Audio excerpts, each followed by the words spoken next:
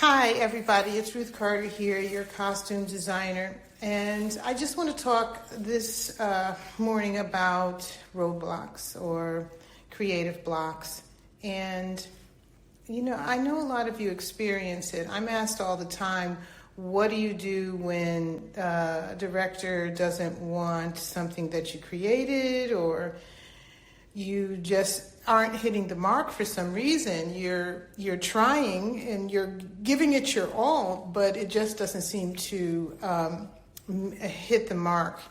One thing you do have to realize is that creativity is subjective. Everybody has their own opinion about it, and really the only opinion that matters is your own. And I say that very broadly, meaning that there's nothing wrong with you. The thing that you did was what you felt was resonating and would succeed.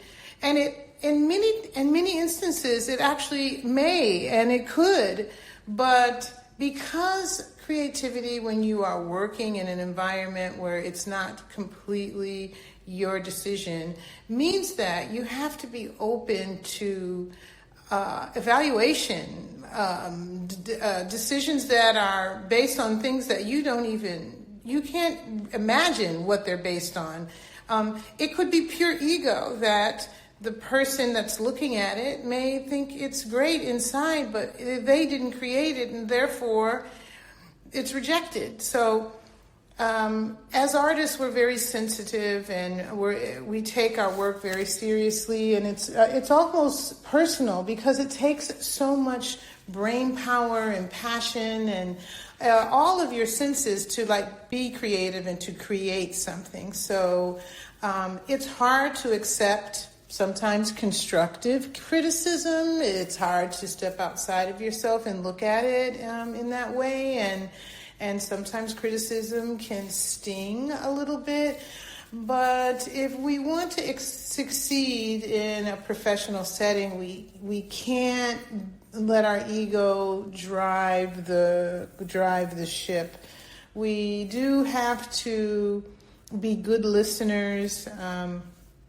Sometimes it's good to record the assignment because there'll be little things that you may not pick up because you fixated on one point and you missed the second point and you came back on the third point. So recording assignments is a really good practice because it also reassures you as you go along. You can play the assignment after you get to a certain point, and you can look at it and say, is this actually hitting the marks that it needs to? And if it doesn't, you can make adjustments because it's not a personal, private project. It's actually for someone. The other part of this is if you are a costume designer and the setting is involved always and the lighting is involved, it's a good idea to maybe even bring in those parties before you present your work to the main director or producer and let them help massage this whole idea, because they actually have been having many conversations besides the one they had with you. And there may have been a point that you were not a part of that was raised in a conversation with the cinematographer. And so, showing your work to your colleagues is sometimes a really good idea before you get to your deadline. The other thing I would say about roadblocks or creative blocks is, sometimes you just aren't feeling it. You just don't really have a passion for whatever it is that you have to do. And so you're actually just mainly going through the motions. And you can rely on that. You can rely on that in yourself. You can rely on the fact that this does not mean it's a passion project. It is actually a professional exercise or a professional project for you to get to the end. The reason why you can rely on it is because you have background in color theory and art, and you can make practical decisions as you go along. You can make those professional decisions as you go along, and it really doesn't have to be a passionate thing that, stems from deep and down inside. You can go through the steps and actually bring more people in to support it. Sometimes those result in some really good outcomes, because you are placing yourself kind of as an outsider and putting it together. So a roadblock doesn't mean that you don't have the passion for it anymore. A creative block doesn't mean that you can't do it.